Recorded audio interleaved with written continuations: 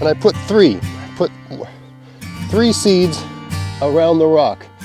And I just nestle them in, basically.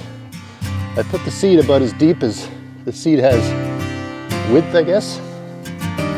Right, so for each rock, right, do that.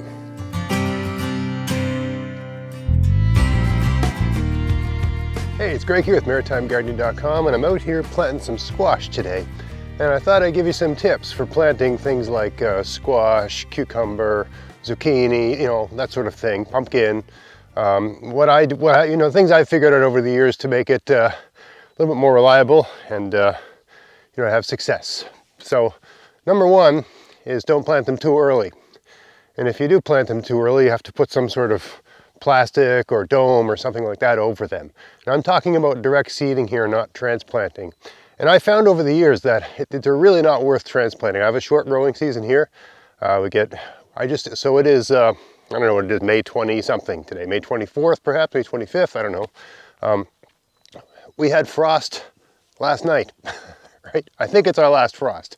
Or it was 4 or 5 degrees Celsius overnight. That was the low last night, so risk of frost anyway. I didn't really notice any in the garden when I came out this morning, but anyway, for me, the indication of when it's time to plant these things in the ground is when you see the dandelion turn white. The dandelion turns yellow and then it becomes white and the seeds start flying off when it's windy, right? For me, that's the indication that it's warm enough. So when I start seeing white dandelions around, I look at the forecast and I look to see, what I'm looking for in the forecast is, X number of days in a row with no nights that are a risk of frost.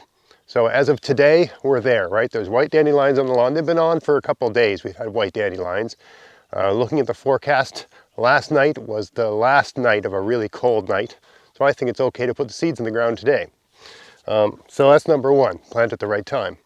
Number two, for me anyway, is I can never remember where I stuck them. So this is a little trick I figured out over the years. I put a rock down. Usually a rock stands out in your garden, right? I space them out. I give them each one about 2 feet of real estate, right? So a bed like this, 4 by 8, maybe you can get, 8 in there. It's about as many as you're gonna want, as many as is manageable. Okay, so I put these rocks down and I plant the squash next to the rocks. That way I know where the squash is. All right, so I'm gonna plant these butternut squash here.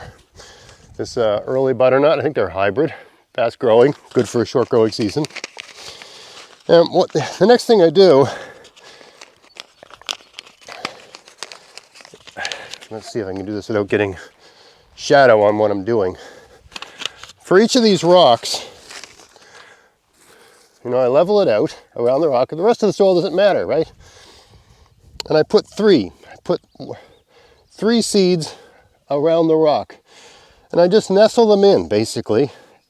I put the seed about as deep as the seed has width, I guess. Right, so for each rock, right, do that. Doesn't take long. Why 3, you might, and I'm picking the bigger, fatter looking seeds, the best looking seeds, because with any pack you've got some seeds that just look better than others. So, go with your best seeds first, right? Leave those little, pathetic looking ones for later.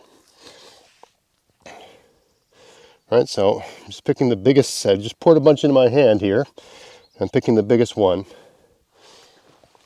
Just nestling these into the ground around each rock. Now, this soil is not covered with the mulch right now, but it will be once these plants are about 5 inches tall. Okay, I found that there's value in keeping everything covered in the mulch, but it really harbors slugs and snails and things like that, in my experience. And so, there's a value in holding off. Well, once the plants get a few inches high, totally worthwhile. And the squash, once they put on their second and third, the first leaves they put on are very vulnerable to slugs. But the third, fourth, fifth, sixth, once those leaves start appearing, they're a different shape, and by then the stalk or the stem of the plant develops a spiny texture. Now I'm planting 3 here, not because I want 3 to grow. I'm planting 3 because they don't always germinate, and some get taken out by slugs no matter what your best efforts are. And also you might just have some that don't look as big and as strong as some of the others. So you plant 3 and then you pick the biggest, best looking one to be the one that stays. The other ones you can pluck them out and move them if you want. If you got some other place to put them, right? So that's normally what I do. If I've got a place to put them. Now I've put those down. I got some really good sort of planting soil here, so I'm going to put that down and pat it down, not to cover the rock, right? Just cover the seed. This soil is a bit darker than the soil in this bed. This bed doesn't have the greatest soil in the world, but I'm confident everything will work out fine. All right, so you just put that down. Again, it helps to see where they are.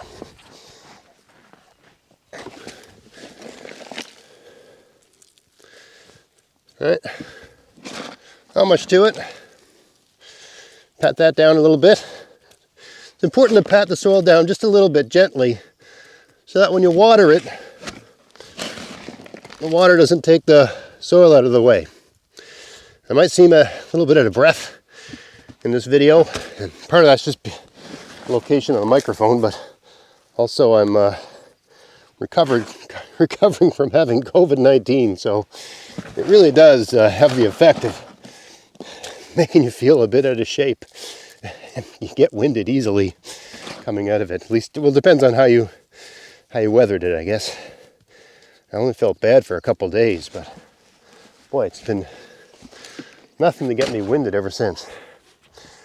All right, so we got that down. I don't think I planted this one down properly. Got that down. Now we water them. Not too much water in any one spot. To me anyway, you water gradually. You don't want pooling. Depending on how hot and dry it is, you might have to do this every day to get them started. I usually find every other day is okay, right? Unless you get a nice rain or something.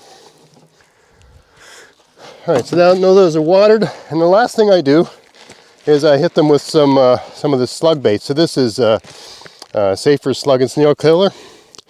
What's the ferric sodium EDTA 6%.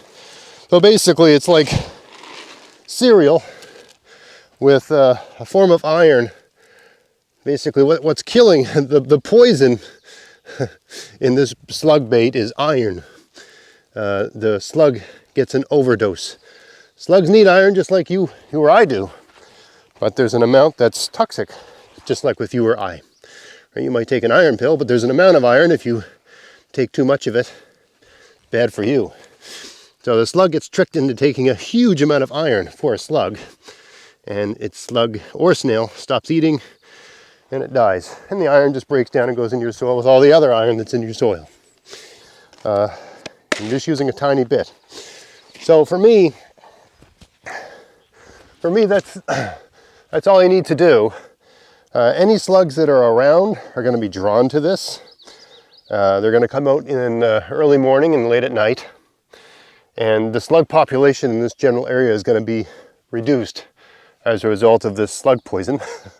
Right? It won't kill all the slugs and snails. There's still plenty of slugs and snails around.